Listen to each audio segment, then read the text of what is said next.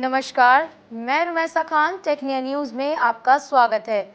वक्त हो चला है आज की 10 बड़ी खबरों का। बुधवार को संसद के निचले सदन लोकसभा में जातीय जनगणना को लेकर काफी हंगामा हुआ। लोकसभा स्पीकर को प्रश्नकाल शुरू होने के 35 मिनट बाद ही सदन की कार्यवाही स्थगित करनी पड़ी। कांग्रेस और उसके सहयोगी दलों के सांसदों ने प्रश्नकाल शुरू होने के बाद जातीय जनगणना की मांग को लेकर जमकर नारेबाजी की। विपक्षी सांसद नारेबाजी करते हुए वेल तक आ गए, जिसके बाद लोकसभा स्पीकर ओम बिरला को सदन की कार्यवाही 12 बजे तक के लिए स्थगित करनी पड़ी। केंद्रीय विद्यालयों में प्रवेश के लिए सांसद कोटा खत्म किया जा चुका है। सरकार ने इसे दोबारा शुरू करने से मना कर दिया है। बुधवार को शिक्षा राज्य मंत्री जयंत चौधरी ने राज्यसभा में पूछे गए लिखित प्रश्न के जवाब में ये जानकारी दी है। सांसद कोटा के तहत केंद्रीय विद्यालय में एक वर्ष में लोकसभा और राज्यसभा सांसद सामूहिक रूप से 7,880 दाखिलों की सिफारिश कर सकते थे। साल 2022 में केंद्र सरकार ने ये कोटा खत्म कर दिया था। केंद्रीय परिवहन एवं राजमार्ग मंत्री नितिन गडकरी ने जीवन बीमा और स्वास्थ्य बीमा पॉलिसी के प्रीमियम पर जीएसटी हटाने का आग्रह किया है। बुधवार को केंद्रीय मंत्री नितिन गडकरी ने वित्त मंत्री निर्मला सीतारमण को इस संबंध में एक पत्र लिखा है। पत्र में गडकरी ने स्पष्ट तौर पर लिखा है कि एलआईसी के नागपुर मंडल ने उनसे प्रीमियम पॉलिसी से जीएसटी हटाने की सिफारिश की है। लोग जीवन बीमा पॉलिसी जीवन की अनिश्चितताओं के आगे सुरक्षा प्रदान करने के लिए खरीदते हैं। ऐसे में उन पर टैक्स लगाना ठीक नहीं है। 31 जुलाई को इनकम टैक्स रिटर्न फाइल करने की आखिरी तारीख थी। 31 जुलाई तक वित्त वर्ष 2023-24 में 6 करोड़ कंपनियों ने टैक्स रिटर्न फाइल किया है। इसमें से 70% लोगों ने नई टैक्स रिजीम के तहत आयकर रिटर्न जमा किया है।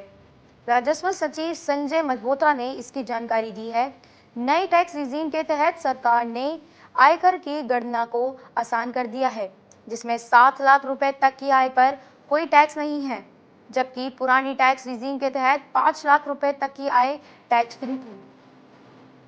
National career service portal NCS पर अलग-अलग सेक्टर की 20 लाख से अधिक नौकरियां उपलब्ध हैं, जिसमें फाइनेंस और इंश्योरेंस सेक्टर में 14.5 लाख से ज्यादा और ऑपरेशन एंड सपोर्ट सेक्टर में 1 लाख से ज्यादा नौकरियों के लिए पद खाली हैं।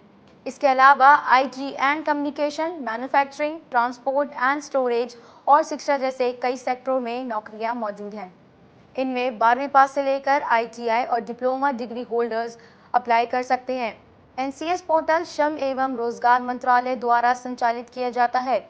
इसके माध्यम से नौकरी खोजने वालों और नियोक्ताओं को आसानी से एक दूसरे से जुड़ने का अवसर मिलता है। अमेरिका के जॉर्ज टाउन यूनिवर्सिटी में न्यूरोसाइंस के वैज्ञानिकों ने जन्म से अंधे लोगों पर एक रिसर्च की है, जिसमें उन्हें जन्मांधों की आंखों और उनके मस्तिष्क की कनेक्टिविटी में एक अनोखा पैटर्न मिला है। उन्होंने रिसर्च में पता लगाया है कि जन्म से अंधे लोगों में प्राइमरी विजुअल कॉर्टेक्स में फिंगरप्रिंट की तरह कनेक्टिविटी पैटर्न विकसित होता है, जो समय के साथ पहचानने योग्य और स्थिर होते हैं। ये रिपोर्ट यूनिवर्सिटी के proceedings of the national academy of sciences में 2 साल तक रिसर्च करने के बाद जारी की गई है।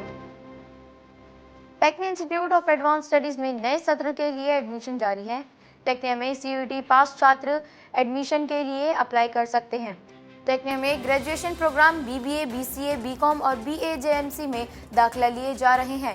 साथ ही पोस्ट ग्रेजुएशन के इच्छुक छात्र एमबीए और एमसीए में एडमिशन लेने के लिए अप्लाई कर सकते हैं।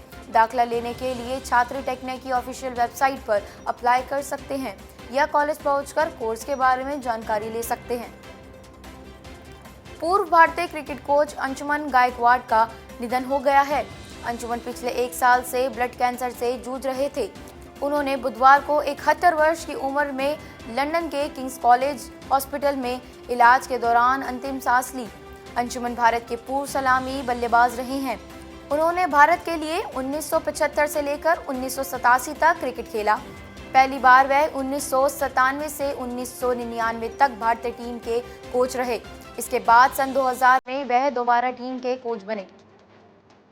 भारतीय कप्तान सूर्य कुमार यादव को उनके शानदार प्रदर्शन के कारण क्रिकेट के उन टॉप खिलाड़ियों की लिस्ट में शामिल किया गया है जिन्होंने टी20 इंटरनेशनल मैच में सबसे अधिक player of the series award जीते हैं। सूर्य कुमार यादव ने अब तक 71 टी20 सीरीज खेली हैं, जिनमें से 5 टी20 सीरीज अवार्ड अपने नाम किए हैं, जो पाकिस्तान के कप्तान बाबर आजम, बांग्लादेश के शाकिब अल हसन और ऑस्ट्रेलिया के डेविड वार्नर के रिकॉर्ड के बराबर हैं। वहीं भारतीय टीम के पूर्व कप्तान Virat Kohli 6 player of the series award जीतकर उनसे आगे हैं। नाग अश्विन के निर्देशन में बनी फिल्म कल की 2898 एडी ने विश्व स्तर पर भारतीय सिनेमा में इतिहास रच दिया है। फिल्म ने दुनिया भर में बॉक्स ऑफिस पर कई रिकॉर्ड तोड़ दिए हैं। फिल्म ने उत्तरी अमेरिका में सबसे अधिक कमाई करने वाली दूसरी भारतीय फिल्म का खिताब अपने नाम किया है। फिल्म ने अब तक $18.5 मिलियन से अधिक की कमाई की है।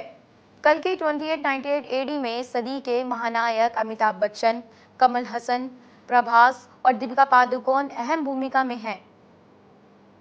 आज के लिए बस इतना ही। देखते रहिए टेक्निया न्यूज। चैनल को लाइक, शेयर एंड सब्सक्राइब कीजिए।